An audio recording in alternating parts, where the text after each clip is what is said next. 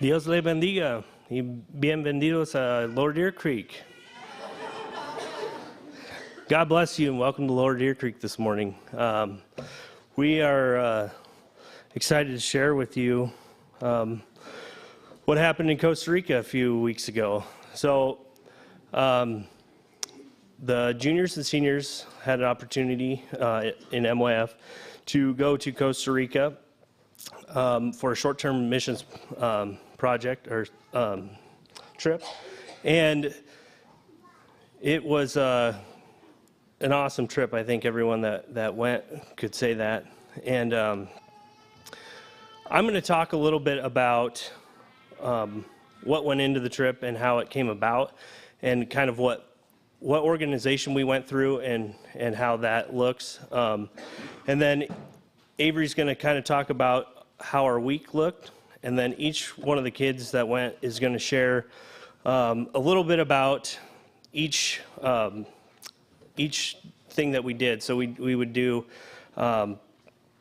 we worked at a daycare, and we did a work project, and we did evangelism while we were there. And so they're going to explain kind of those three things as we went through the week. But so we went to Costa Rica over spring break through an organization called VidaNet. And Wendell Knopfsinger has been here. He is the coordinator at VidaNet, and he's been here and preached before. Some of you might remember him. He's a short little guy. He's an awesome guy. And so really how this trip came about for me happened a long time ago, before I would have even known that I was going to be an MYF leader. And it happened a little over 20 years ago when our family, my parents took our family to Nicaragua as missionaries for a year through Rosedale Mennonite Missions. And during that time there, we had a weekend trip to Costa Rica as a kind of a collaboration with other missionaries that were working in Central America through RMM to have kind of a retreat and talk about things. And one of the guys that was there with his family living in Costa Rica was Delyn Hoover, who later became the founder of VidaNet. And so how this works out is I kind of know who Delyn was at that point, but I was 10 years old, so I didn't know much about Delyn. Fast forward to Ivana conference, the Regen conference in, I think it was 2018.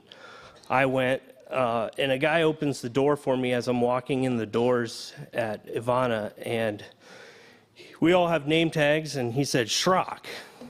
He goes, I think you're probably Indiana area. That's where you're from? And I said, you got to go a little further west. And he said, he eventually guessed Iowa. And I looked at his name tag, and it said Hoover. And immediately I knew who this guy was. It was Delyn Hoover that I had met in Costa Rica a long time ago. And he said, can you guess where I'm from? I said, I don't know where you're from exactly, but I know you live in Costa Rica. And he kind of looked at me like, how do you know that? And I said, you might know my dad, P.R. Schrock. And we made a connection there, and we talked, and he invited me to come down to Costa Rica and see what VidaNet was all about. And that began the process of my interest in VidaNet.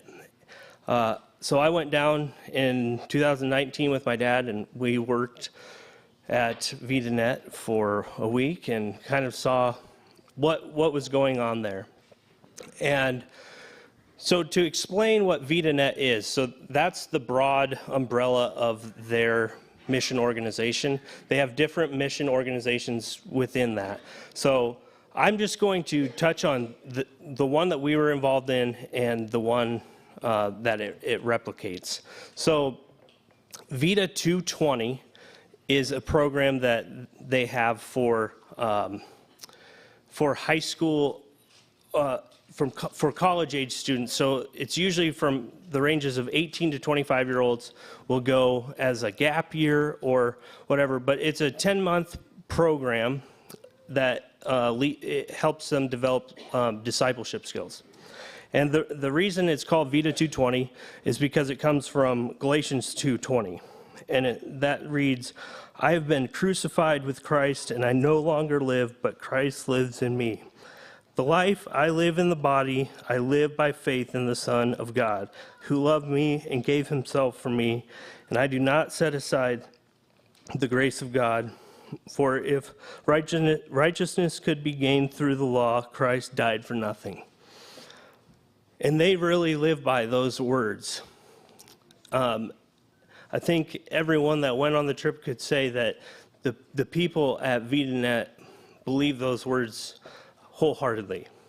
And so Vida 2:20 is for college-age students. It's a 10-month program. 3 months of that, and this is for U.S. students, is for kids across Central America. So they have kids coming in from all over the place, meeting in Costa Rica at the VidaNet missions base, and they go through this 10-month program. 3 months of it is discipleship training, and it's all Spanish and English combined. So if you don't know Spanish when you get there, they say you pick up on it very quickly because the people that you're with, they might not know English. So you're kind of forced into learning a new language. And they said a lot of people come in not knowing anything and come out being pretty fluent. So 3 months is discipleship training, and that just deals with culture and what it means to be a disciple and how we live our lives and in a mission-oriented space. So a lot of team-building exercises and things that are going to help you on the next portion of the 10 months, which is a 5-month mission outreach.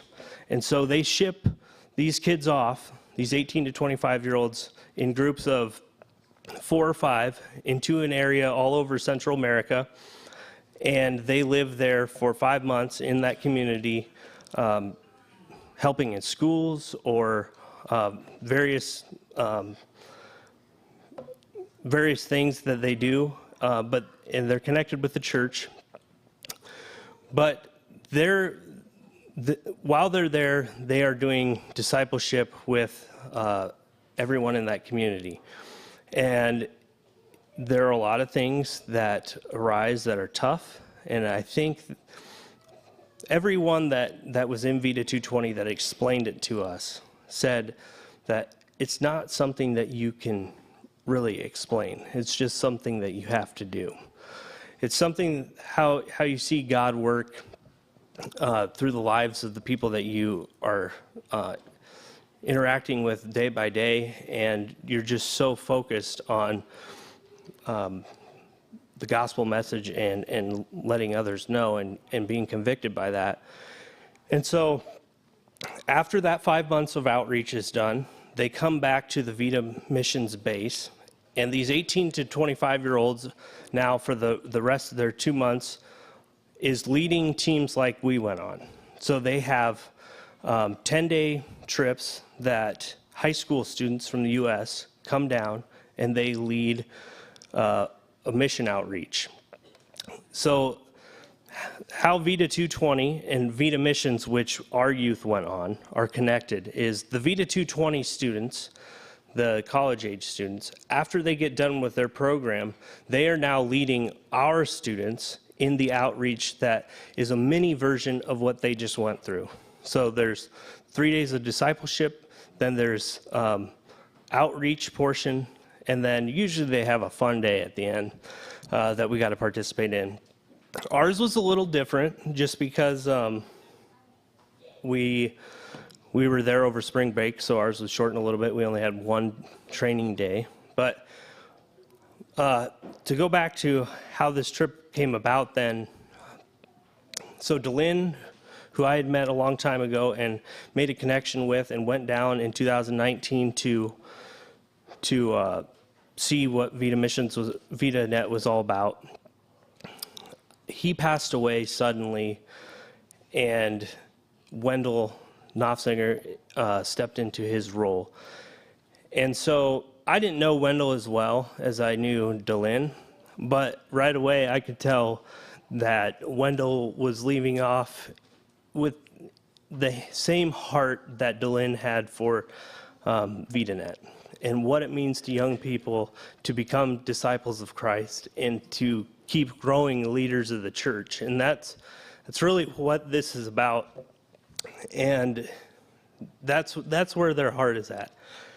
And it was awesome to get that experience firsthand while we were there. But also, I connected with Wendell at several Ivana conferences, and we hit it off right away. And I knew that Vida Missions, after I became an MYF sponsor, that was something that I felt like our youth needed to do.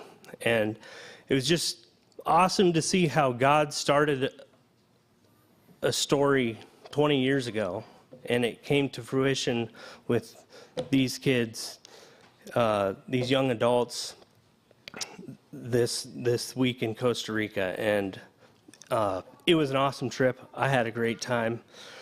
I think everyone else did too. But I'll share one of my, as Avery comes up and is going to kind of explain the week a little bit, but I'm going to share one of the things that I liked most was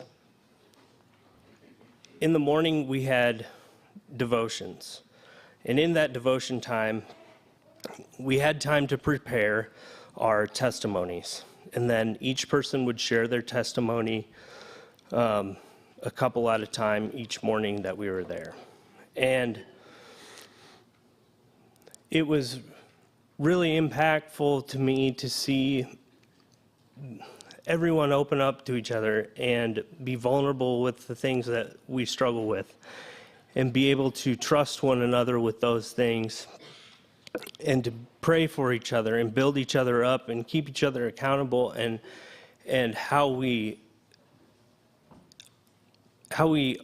are as Christians. That's what the church is for. And it was awesome to see that happen in our group as we shared our testimonies and just the real things that we deal with in life and how we can share each other's burdens. And we do that as a body of believers so that we can pray for each other and build each other up. And it was just awesome to see that happen that week. So I'm going to be touching on how our week schedule kind of looked. We got there on Sunday a little bit later than we had planned, but that's okay.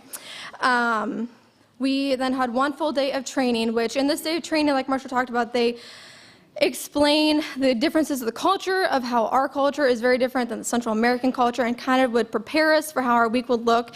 And within that training, we knew that we were going to be working with a daycare. And so we learned a bunch of different skits, so drama and actions to songs, and a lot of that was to help with the language barrier so that we could still proclaim and share the gospel to these little kids, even if we didn't have the words in their language. So that was really all what Monday was all about, and did some different cultural activities to explain and show those differences and to help us. So then Tuesday, we went down 45 minutes to our outreach location, and we stayed at our host church. And so here's what our days looked like Tuesday through Thursday. We would wake up and have devotions like Marshall talked about, which was a very impactful time for all of us because we had quiet time on top of group devotions, which like 45 minutes of quiet time each day, which was really great. So we would have breakfast and then go out to our daycare, and then we would have lunch prepared by the people at the church every day. So that was really great. And then we would come back and have the work project, and then every day at 3 o'clock we would have a coffee break with bread. So that was a fun little interesting cultural difference, and the bread was very good. I liked it a lot. And then we had evangelism, and then which the kids will go into deeper about the work project, the daycare, and the evangelism. So I just kind of want to show how their week looked like. And then after evangelism, so in Central America and Costa Rica, you have to just go with the flow.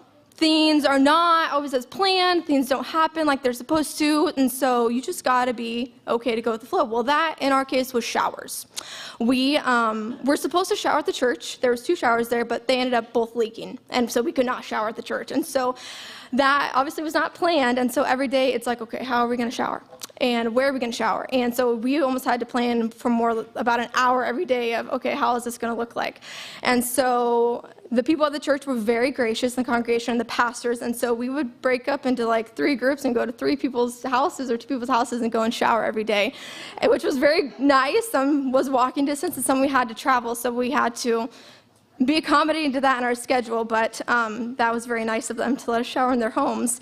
And then we come back and we would have something different every night. We were never just sitting twiddling our thumbs, because Tuesday was a prayer service at the church, which was one of my very impactful moments in the week that I will touch in a little bit. And then Wednesday, we had a youth group, which was very fun. It was some of their highlights. That was some of the dancing videos that they had, and we had there were so many people, and it was great to interact multiple times throughout the week with people and youth in their congregation. And then Thursday, we had, so this church has many different outreaches. They don't just meet together on a Sunday morning.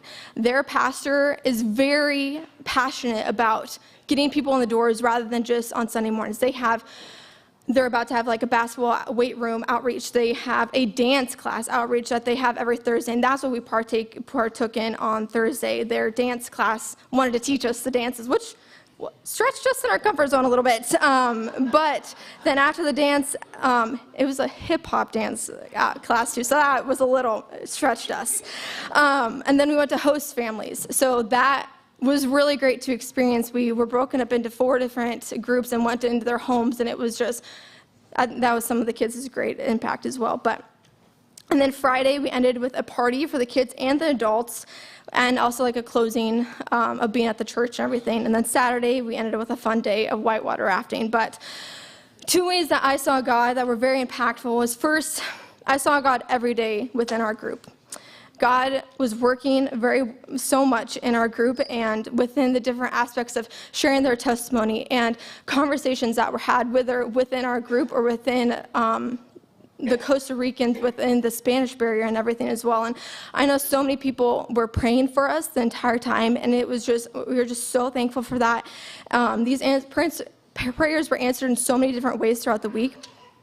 And so, along with that, praying for us while we were there, I just want to encourage all of us to continue praying for this group, but not even just this group and our MYF, but like all the youth in our church, because again, like Marsha said, we struggle with so many things, and these kids are just so amazing, and it is just such a great and blessing to be able to be with them and hear them and see them every week and how God is working with them. And I just want to encourage us to continue praying for all of our youth. And the second thing that I saw God was just in the church. This host church we were their first group that they have ever had come and help them, and that they hosted. And so they were just so grateful and just loved having us there. And you could just see that in all the relationships, from the pastor to the other people in the church to the pastor's wife. It was just amazing.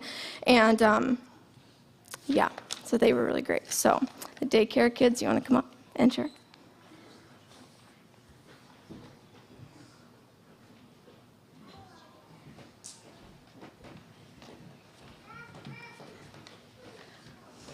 Okay, so I'm Delaney, and I'm a junior. So the first day I helped with the babies, which was just making sure that they didn't hit their head mostly. So that was pretty easy. Then for the next few days, I helped with the 3 to 4-year-olds. They did crafts, including making a stained glass cross, and colored a picture of Paul, and then glued chains to his hands to represent that he was arrested. After crafts, we danced with, which Avery said, we danced with them. And some of them were like songs about God and some weren't. When we were done with dances, they let us play outside with the kids, and they loved to play tag a lot. My favorite part about daycare was being able to make connections with the kids, even with the language barrier.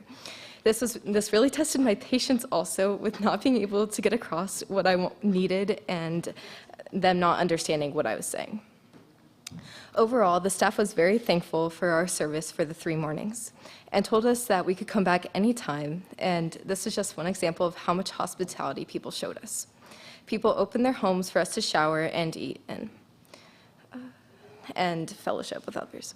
And the hospitality of the church was also very big because they provided us with a place to stay and lots of food. Yeah, okay, so I'm Zoe, and I'm a junior. So the first day we had a training day, and that's when we mostly learned like all the songs and motions that we were gonna do with the kids. And then we worked at the daycare for 3 mornings. The first day I also worked in the baby room. It was fun to play with the babies, but I kind of wanted like interact with older kids. So the next 2 days I worked with the 3 to 5-year-olds. And when we first got there, the leader shared how a lot of the kids at the daycare don't have any parents or like are from rough family conditions, and so that they needed like extra love. And I really enjoyed working with the 3 to 5-year-olds because I was like kind of on the same level of communication with them, so like it was easier to like talk to them and understand them rather than adults. Each morning at the daycare, I helped the kids do a craft that we prepared for them, and then after that, we would take them all outside and dance with them. One highlight I had from working at the daycare was just seeing how in the mornings when kids came into the daycare, they seemed like sad, and then like just watching their faces like light up with joy, like when we would like play with them or do a craft with them, was really cool to see. Another really cool, impactful encounter I had was one day I was out on the street picking up trash at the ditch, and I met a lady named Elsa. She knew some very broken English, which made it a little bit easier to talk to her. She shared how her husband and her sister had just died in the last couple years of each other, and how her heart was like very empty and she was very broken and she was sad all the time. And through that, she found God, and she shared how like God's love is like all that brings her through her life, and like even though she doesn't have her husband or her sister anymore, like she has God to lean on, which was a really cool encounter to hear that story. I'm really thankful for the opportunity that I got to go to Costa Rica. It was really fun, and I know that God moved in my heart, and I hope he did in a lot of other people's. My name is Erin Bontrager, and I am also a junior.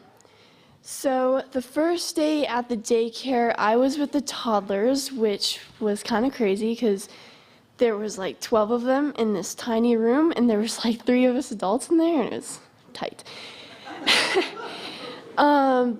But it was just chaotic because our job there was to just help them to not fight with each other and to learn to share the toys. Another thing that we all noticed at the daycare was the toys that they played with. They weren't like the toys we play with here. They were more loved, and they were like the ones we would have thrown out already. But you could just tell that all those kids really loved playing with all those toys, even though they were partly broken. Something from the daycare that was really great to see through the workers was gratitude. So the workers there were not paid or anything, they were all volunteers. And there was about 8 or 10 of them. So on the last day, they really showed us the most gratitude, and they were super thankful for us, even though we might have thought that we didn't really do much for them. Through their eyes, we did a whole bunch for them. Another impactful moment throughout the week for me was the lunch that we had at the base the first day. Let's see. Bryce here got the good end of the deal from it. Yeah, the rich meal. Okay, so the lunch we had was split up into 4 groups. We all drew a paper out of the cup, and the color was the group we were assigned to. The 4 groups were poor, working class, middle class, and rich. The poor class, they got to eat rice and dirty water, and they only had cups. The working class had rice and beans and clean water. The middle class, had spaghetti and like coleslaw, sort of, and a juice. That was the group I was a part of. And then the rich class was the one Bryce had, and there was only one person in that group. So he had like this chocolate cake and this good smoothie, and spaghetti with steak and coleslaw, I think, right? Yeah. We were all really jealous that he had all that food. But he also had like security guards there or something, I don't know. So like the people who were used to the meal, they were like trying to get the food from his plate. It was really funny. So how we were split up was how the percentages of the world is, basically. So there's more poor people. So there was a lot of people who had to eat the poor meal. There was about 7 of them. And then the working class, there was 4 of those, 4 people in that group, and 3 people in the middle group and 1 in the rich group. So yeah, it was really impactful to see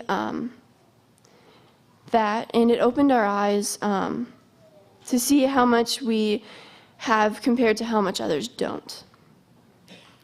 After the lunch, there was posters around the base, and there was stats.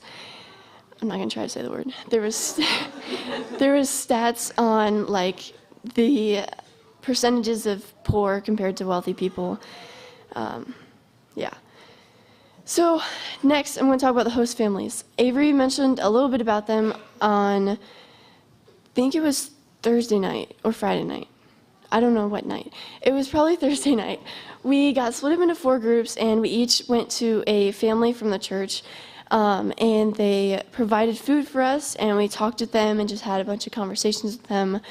And it was really impactful for each of us to see people that we don't know open up their homes and share food with us and have conversation with people they don't know. So I really enjoyed this trip, and I would definitely go again.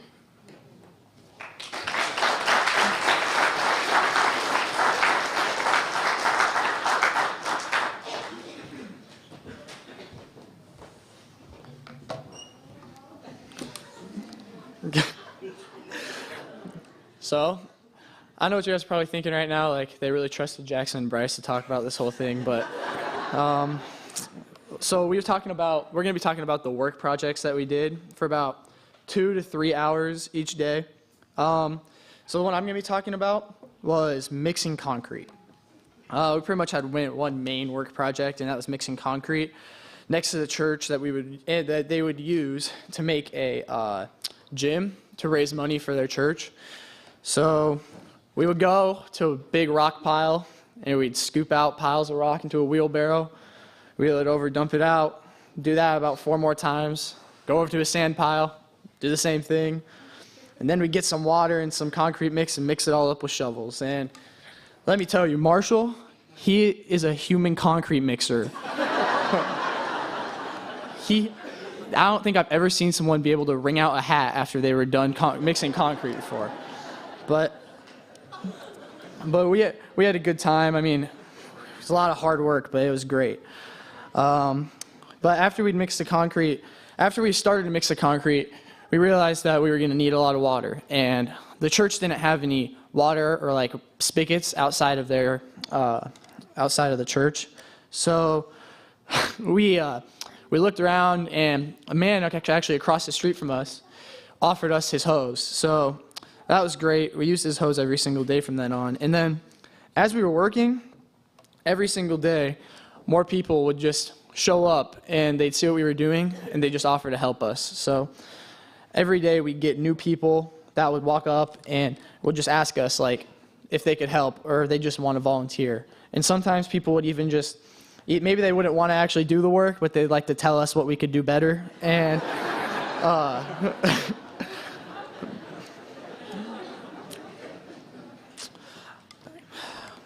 Okay, so one man we met while we were mixing concrete was Johnny.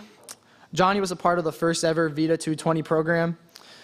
He was pretty helpful. He was a great guy, but he always brought his daughter every time that he came with him, which definitely did not distract all the girls from working most of the time. He was one of many people who let us use their shower after a hard day of work, since there were no showers at the outreach area. And I was told to share one thing that I liked, and one thing that I really liked from this trip was probably all the dancing that I learned how to do. As you saw in the video, me and Jackson, we were dancing, but we learned a lot of dance moves, and I think if you'd ask anyone, they'd be happy to demonstrate their dance moves for you. So it was it was just a great time, and I just really appreciated all the people that I met along the way and all the great work we did.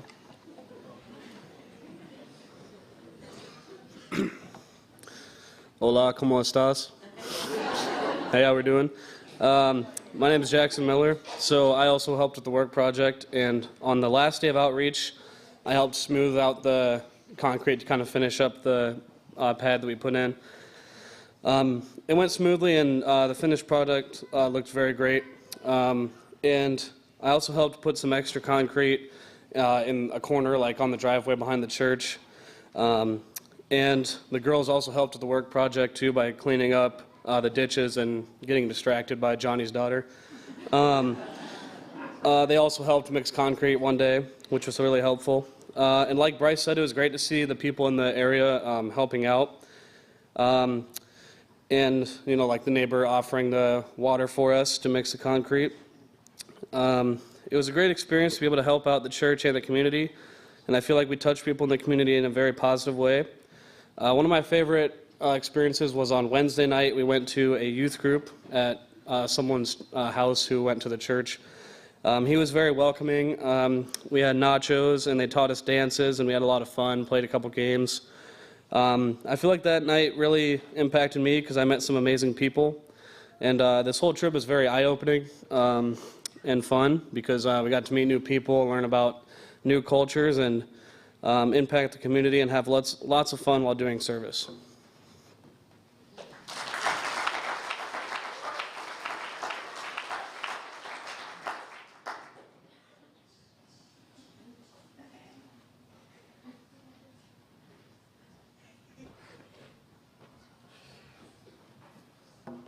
Okay, so I'm Micah Gerber, and we were in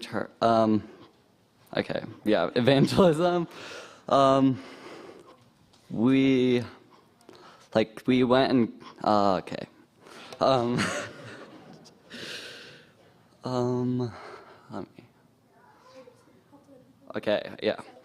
So evangelism was basically where we went to people on the street and tried to speak Spanish to them. If that didn't work well for us, we had a translator in our group that would help us speak to them. For instance, one day we gave out bread and juice to people, and another day we just gave out invitations for a party we're holding like Thursday or Friday, yeah. Another time we would, like a lot of times, we would just play soccer with people. Something different there, like in Costa Rica, was definitely how they accepted us. Like if we tried speaking Spanish, they wouldn't like make fun of us or anything like that.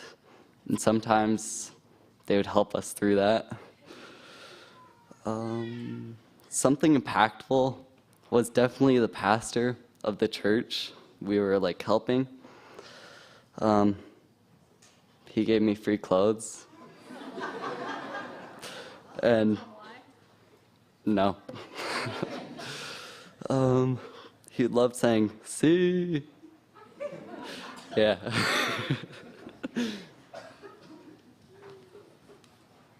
He gave Micah clothes because he felt bad because he was wearing the same ones every day.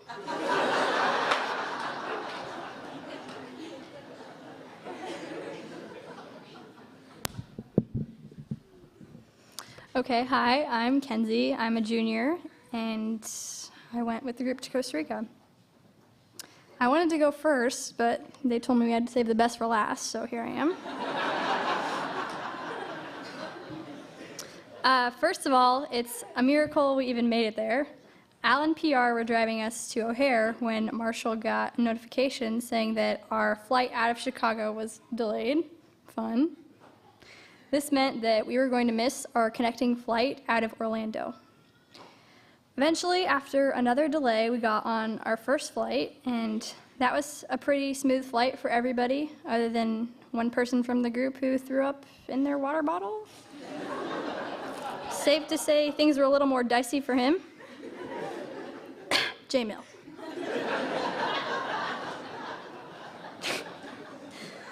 Eventually, we landed in Orlando at very early hours of the day, and from there, we proceeded to find a spot to sleep in the airport. That was probably all of our about first time sleeping in the airport, and hopefully our last. 10 out of 10, do not recommend, 1 star. And after countless hours of trying to make it through Avery's Spanish, we eventually made it to Costa Rica, and everyone was very exhausted but excited, and we were all so glad that God was watching over us and helped us get there safely. So like they said, our days were structured into 3 parts. First was daycare in the morning for a few hours, then work project for a few hours, and then evangelism for a few hours. And I'm sharing about evangelism. So on our first day, we gathered in this church's soccer cancha, which is just like, it was like a basketball court, but for soccer. And a group of us walked around the neighborhood, and we brought people to come play with us, and we gave them drinks and refreshments and talked to them about coming to a church service if they wanted to. And we did that soccer a few times during the week. And then the rest of the days, we had bread and juice and walked around and handed out to those in need. The people were very appreciative and generally liked to talk to us. One day, a very small group of us walked further to a deserted grass field that was like 10 feet tall because we were told that many homeless people lived up there. There were just barren, matted down trails with trash and junk alongside.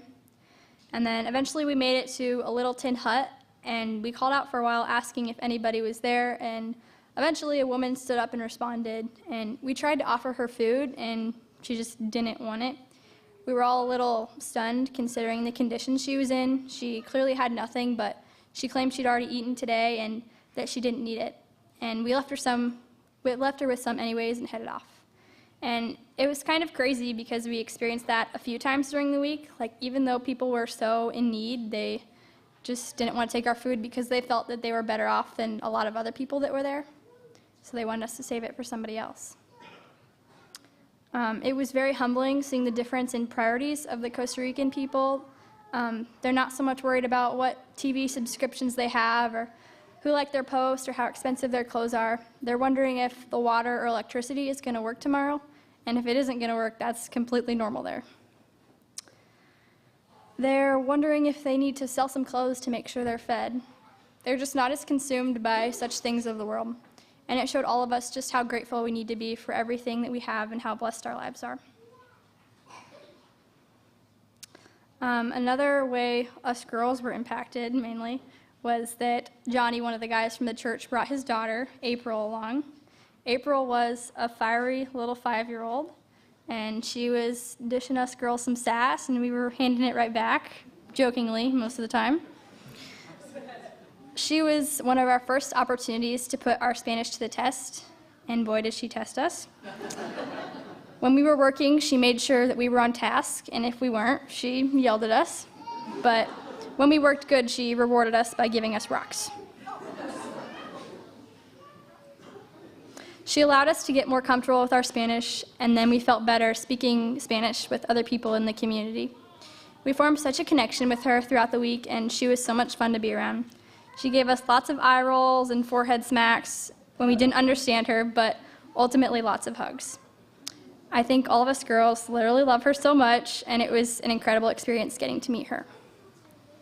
And then another impactful moment for me was The nights of our outreach portion, we all shared our testimonies, and though it was scary for some of us who haven't shared before or were sharing something new, we all did it, and I think we were all grateful that we could share that and get those burdens off our heart. And sharing that with each other has brought us all closer for sure and allowed us to be open on a whole new, deeper level that I think we all appreciate. And it was an incredible experience being able to pray for one another. Going on this trip was an amazing experience to grow closer to God and share His Word. Even when we had no idea what people were saying or singing, you could just feel the Holy Spirit moving in the room, and it was an incredible, impactful experience. I know that we will all never forget this experience, and we are all so appreciative for all of your support for making everything possible. Thank you, everybody.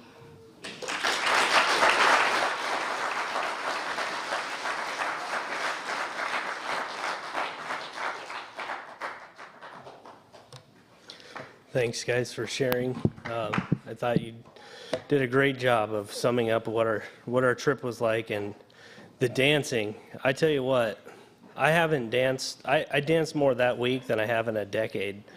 And when the hip hop dance started, they started doing stretches.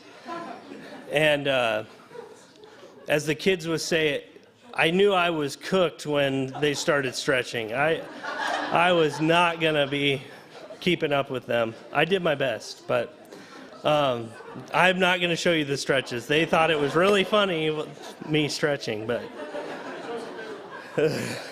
but no, I just want to thank you all as a congregation, your support of our youth and the future of our church and these young people and how they're going to be leaders and how they're developing those skills right now. And you guys, with your prayer support, your investment in their lives as friends, as mentors, as all of those things, and your financial support to allow us to go on trips like this, we couldn't thank you enough for that experience.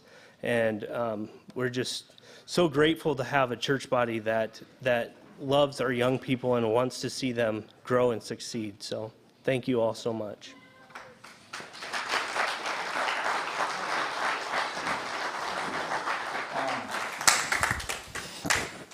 I just feel really blessed, really from today, hearing you all share, and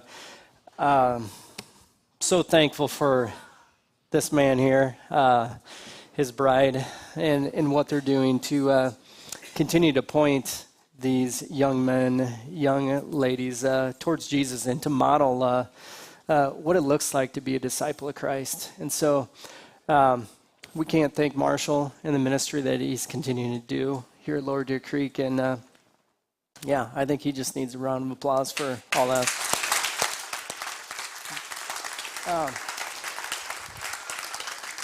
I know it's not about you, Marshall. It's about him. You. I will also say, I don't know if I saw any dancing videos of you, so we better make sure we get some of those, right? We're going to close up, I think, in prayer, and then we got a closing song, I believe, and then we'll do some sharing time. Maybe I'll share just a couple words as we come out of that time and get into sharing. So let's close in prayer, and then we'll close in worship. Lord God, I thank you for how good you are and how you continue to just do amazing things, and we can be in awe of how good and faithful you are. Despite our insufficiencies, our inability to communicate, to do maybe what we feel like we need to do, God, we know that you are at work. So I thank you for what you've done on this trip. I thank you for the opportunity to do something so amazing. And God, I pray that you would continue to do a good work in each one of these young men and young women. God, lead us as we go forward. And may this closing song bring you honor and glory. In Jesus' name, amen.